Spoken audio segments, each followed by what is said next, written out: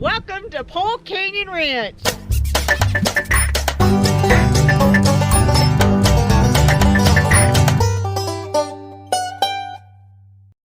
Hello, my fellow equestrian YouTubers. My name is Laura. This is my good friend Amy.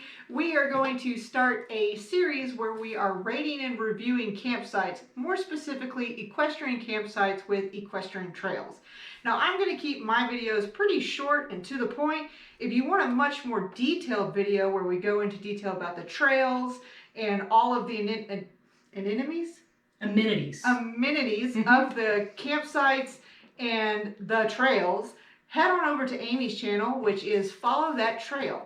Okay, so this weekend we spent the weekend at Pole Canyon, and we just wanted to tell you a little bit about Pole Canyon. It specifically is like the top of the list for me. Yeah, it is absolutely what campgrounds should look at as a reference for what they should offer to give a absolute grade A experience to equestrians from anywhere. Right. Absolutely. And I will touch briefly on the trails just because they are phenomenal. The rock formations are out of this world. It's breathtaking views. Yeah, and I love it. We don't know exactly how many miles of trail, but there's got to be over 100. Yeah, you could ride 20 miles a day for a week and not see all of it. Ah, absolutely. How many acres was it again? It's 6,000 acres. Wow. 6,000 acres of the end of the Caprock Canyon. So you do climbing, you do descents, you do trails in the creek bed. There's springs. There's springs. There's 3 or 4 on property. So even when it's bone dry and there hasn't been rain for months, you can still find water. That's right. And we found some of that this weekend. Yes, we did. Okay, the soil's still wet. Where is Pole Canyon? So Pole Canyon is located about 8 miles south of a town called Quitaque. Oh yeah, how do you spell that? You asked the wrong person. So Q-U-I-T-Q-U-I-T. It's pronounced Quitaque. Okay. And it says so on all the signage when you're entering the town. We'll just put that up on the screen to help you out. This is the name of the town. Just Google it. Q-U-I-T something. Quitaque is located on Texas Highway 86.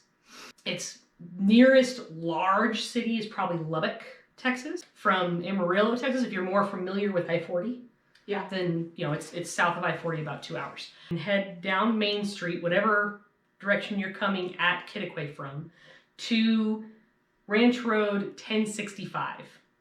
And that road's going to take you south. You're going to follow it for about 4.4 miles.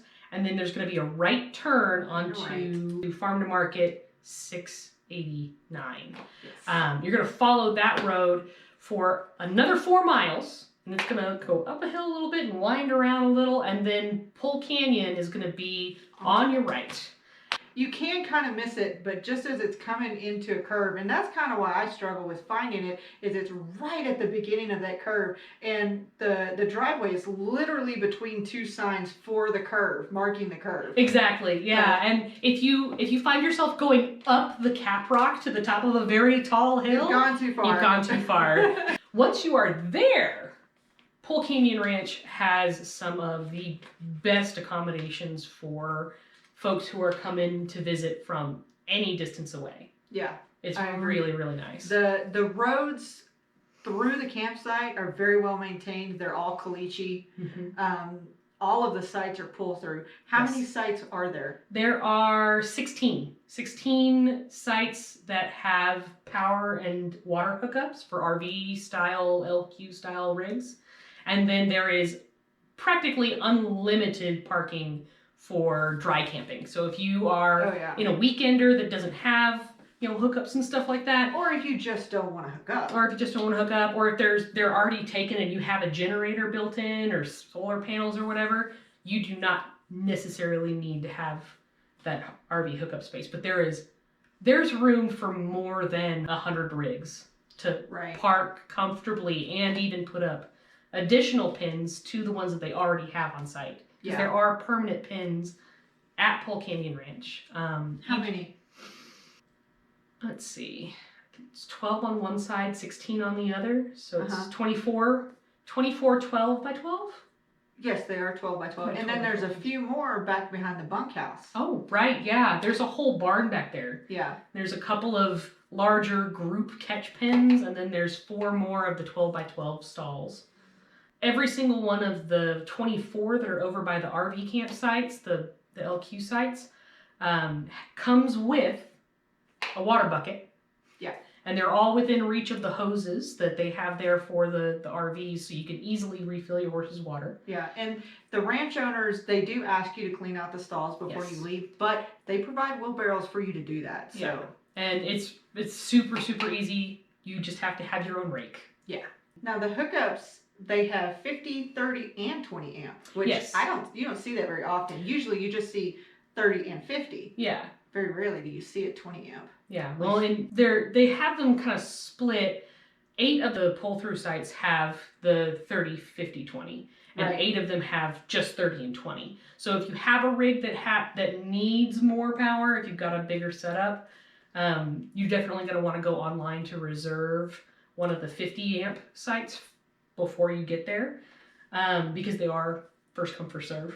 Right. Well, since you brought up reserving campsites, so we can go online and do that now. Yes, you can go to their website and you can actually make reservations for day use if you're just going to go for the day if you live kind of nearby.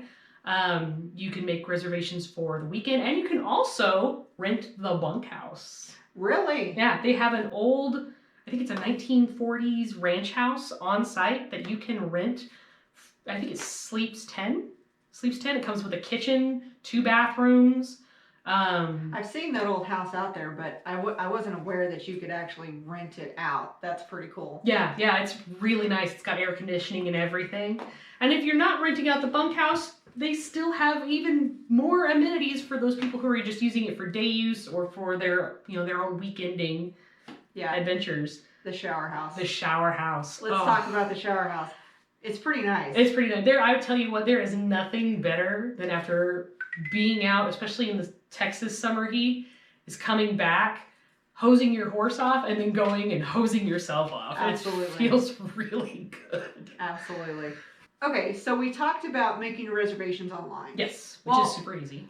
What if I'm just driving down the road and I don't really have internet service and I just want to pull in and stop? Is there going to be somebody there?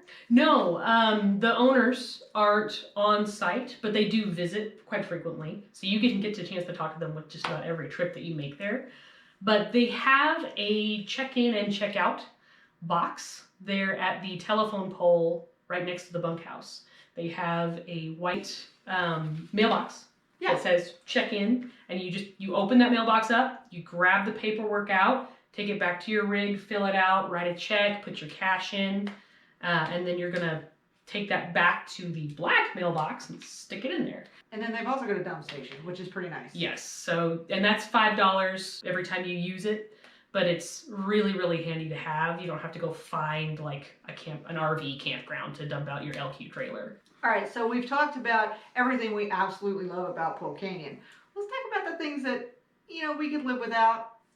You mean the flies? Yeah, the flies. Okay, so in the Panhandle of Texas, we have biting fly season. Yeah, and we're talking flies. Yeah, like the size of my thumb, some of them. They are awful, and they are vicious. They will bite through your pants, like through your jeans. Yeah, and no amount of fly spray keeps these suckers off of you. No. So avoid riding during the months of, I'd say mid-May, June. April-May. So you think it's as late as June? I think it's mid-May, June through mid-September. Yeah, I agree with that. Yeah. Those are also famously the hottest months. That in between mid-May and mid-September. July and August are just unbearable. I wouldn't recommend going riding in Polk Canyon during July or August just because of the flies. Mm-hmm. You would literally have to ride in a full fly sheet. So another thing that we talked about this weekend while we were down there is the lack of shade. Yeah.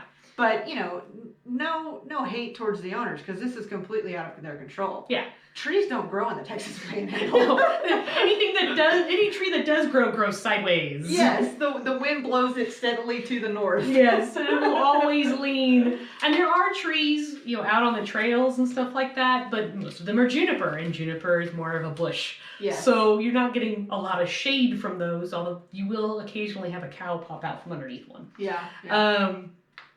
The lack of shade at the campground is something they are trying to combat. They have planted trees, but trees do take a few years to grow. Yeah, and you've got to pour the water to them here. They don't just start growing. Yeah. And also, he can't put any canopies out because the wind would just take them out. Oh yeah, our wind is so nasty, and then you still have to replace the roofing every other year. Yeah. One other thing that we need to mention is that one weekend, usually in October. It is the first weekend of October every year. Right.